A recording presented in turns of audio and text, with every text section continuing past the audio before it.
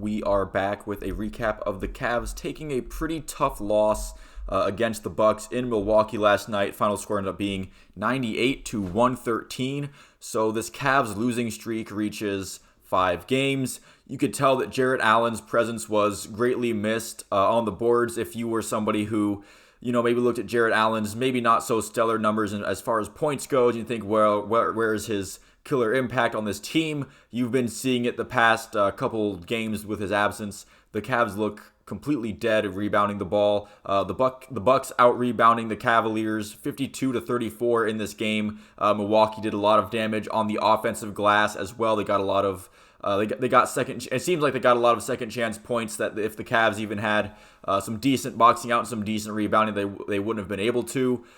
Gives the Bucks credit for that. Brook Lopez was a marksman from the 3-point line last night. It was really weird to see Brook Lopez doing like all like the 3-point like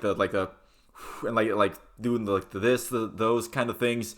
It was really odd to see Brook Lopez doing that stuff with what he's been in his career was very much not that. But I guess that's today's NBA where everybody's kind of developing a 3-point shot. I guess it's a good idea even for a veteran of that stature in Brook Lopez. So, I mean, good for him, I guess, but it was still just kind of disheartening to see that against the Cavs.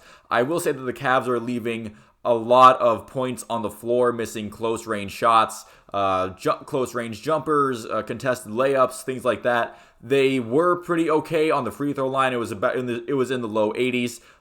The Milwaukee Bucks were about 55% on the free throw line, which is a pretty gross percentage. And if they were able to shoot at even an average level, the score probably would have been a lot more lopsided than it was.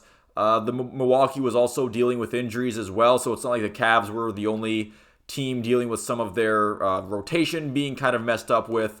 The Cavs bench, and in addition to the injuries, the Cavs bench hasn't shown up and been they haven't been as good as they have been earlier when they were on their winning streak.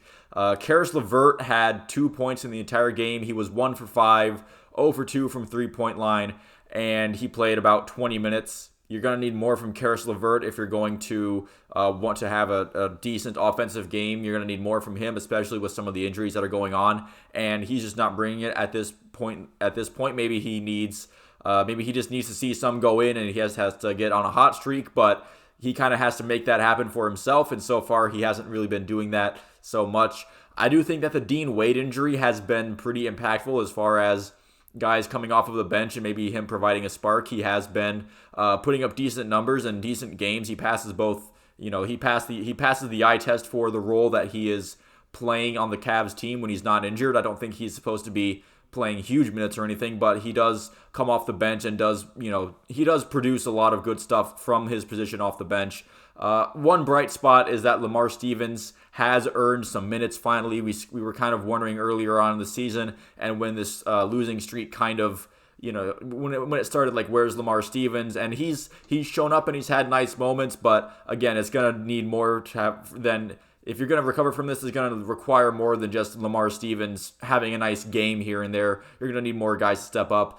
Darius Garland and Donovan Mitchell really showing a lot of promise in the first half. In the second half, again, the entire Cavs team kind of went cold. The Bucks were able to build a double-digit lead in the third quarter, and the game never really got back to its competitive spirits where it was when the game first started. This was a little disappointing because they did, at halftime, this game was a 1-point game. They had about 24 minutes to get this done, and they just kind of came out flat against a Buccaneers team. Maybe it's them being on the road, but honestly, I'm kind of getting sick of being like, oh, here's the optimistic side of this losing streak that has again reached 5 games. That's not what we want to see. And as this keeps continuing on, I know the Buccaneers are, they're great. They're one of the favorites to win the East and go on to the finals and all that. But a 5-game losing streak is a 5-game losing streak. No matter who you lose to, that number is not going to look good if you keep losing. So thank you for made it this far into the video. Let me know if you liked it by leaving a like or subscribe if you feel like it. Let me know if you have something to say down in the comments below. And I will see you at the next one.